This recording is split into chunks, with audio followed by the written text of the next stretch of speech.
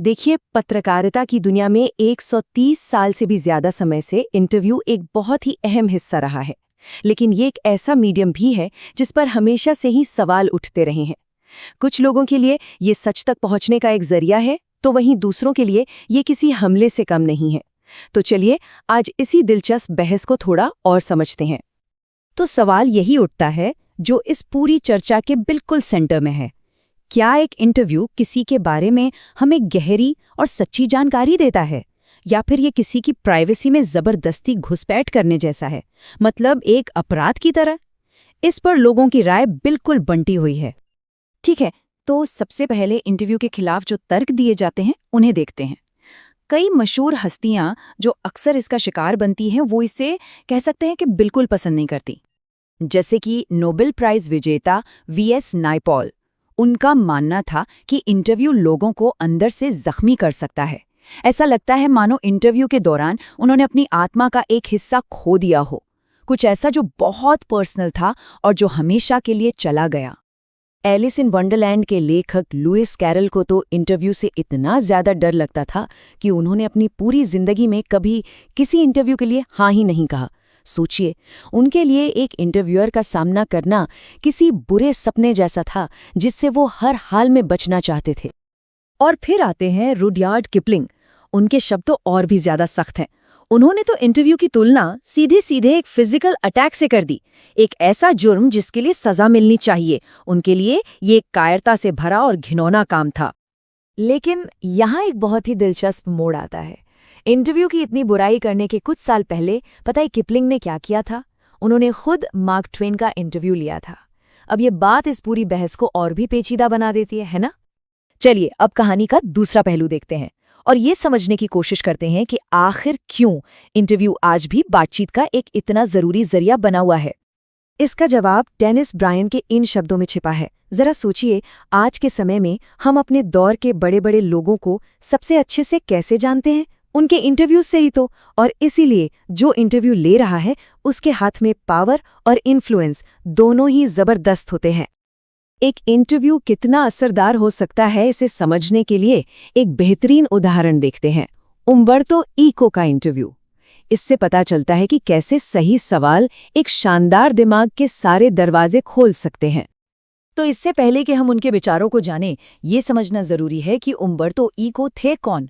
वो सिर्फ एक नॉवेलिस्ट नहीं थे। सोचकर देखिए, इटली की बोलोग्ना यूनिवर्सिटी में प्रोफेसर, सेमियोटिक्स यानी संकेतों की पढ़ाई के माहिर और 40 से ज्यादा अकादमिक किताबों के लेखक। और फिर 1980 में आया उनका novel The Name of the Rose, जिसने उन्हें पूरी दुनिया में एक इंटेलेक्चुअल सुपरस्टार बना दिया।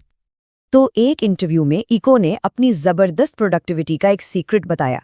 उन्होंने कहा, ये मेरा रहस्य है, मैं खाली जगहों में काम करता हूं जिन्हें वो इंस्टिटिस कहते थे। ये एक दिलचस्प आइडिया है ना?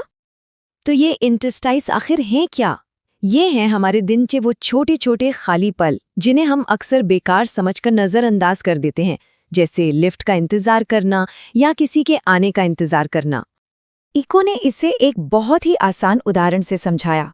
मान लीजिए कोई उनसे मिलने आ रहा है और वो फर्स्ट फ्लोर से थर्ड फ्लोर तक लिफ्ट में है। इको के लिए वो इंतजार का छोटा सा समय, वो इंटरस्टिस, बर्बाद नहीं होता। उतनी ही देर में वो एक पूरा आर्टिकल लिख चुके होते। इसी इंटरव्यू से इको की पहचान के बारे में भी एक और दिलचस्प बात सामने आई। देखिए, दुनिया उन्हें एक महान नॉवेलिस्ट के तौर पर जानती थी, लेकिन वो खुद को क्या मानते थे? एक यूनिवर्सिटी प्रोफेसर जो बस शौकिया तौर पर संडे को नॉवल लिखता है। यही तो एक अच्छे इंटरव्यू का कमाल है। ये किसी इंसान की पब्लिक इमेज और उसकी असली पहचान के बीच का फर्क साफ दिखा देता है। पर इको का इंटरव्यू उनकी जिंदगी की सबसे बड़ी पहेली पर भी रोशनी डालता है, और वो पहेली थी उनके novel The Name of the Rose की हैरान कर देने वाली कामयाबी। और देखिए, ये कोई मामूली कामयाबी नहीं थी। इस किताब की दुनिया भर में 1 करोड़ से ज्यादा कॉपियां बिकी। ये एक चौंकाने वाला नंबर है, खासकर जब हम ये सोचते हैं कि किताब का सब्जेक्ट कितना मुश्किल था। और बस यहीं आकर ये रहस्य और भी गहरा हो जाता है। ये किताब कोई आसान कहानी नहीं थी। इसमें मेटाफिजिक्स, थियोलॉजी और मध्ययुगीन इतिहास जैसे भारी भरकम टॉपिक्स थे। तो सवाल यही है कि इतनी सीरियस किताब इतनी ज्यादा पॉपुलर आखिर कैसे हो गई? तो इस पहेली पर खुद इको का क्या कहना था? इंटरव्यू में उन्होंने अपनी एक थ्योरी पेश की। उनका मानना था कि जर्नलिस्ट और पब्लिशर्स अक्सर पढ़ने वालों को कम आंकते हैं। उन्हें लगता है कि लोग सिर्फ हल्की-फुल्की, आसान चीजें ही पढ़ना चाहते हैं। लेकिन इको का मानना था कि बहुत से रीडर्स एक चैलेंजिंग एक्सपीरियंस की तलाश में रहते हैं। लेकिन आखिर में इको ने खुद भी माना कि इस किताब की कामयाबी एक रहस्य ही थी। उन्होंने कहा कि इसकी सफलता का कोई अंदाजा नहीं लगा सकता था। ये उस समय ही क्यों इतनी चली, ये एक राज है। सोचिए, अगर ये किताब 10 साल पहले या 10 साल बाद लिखी गई होती तो शायद इसे वैसी कामयाबी नहीं मिलती। तो इन सब के बाद हम वहीं वापस आ गए हैं जहां से हमने शुरू किया था।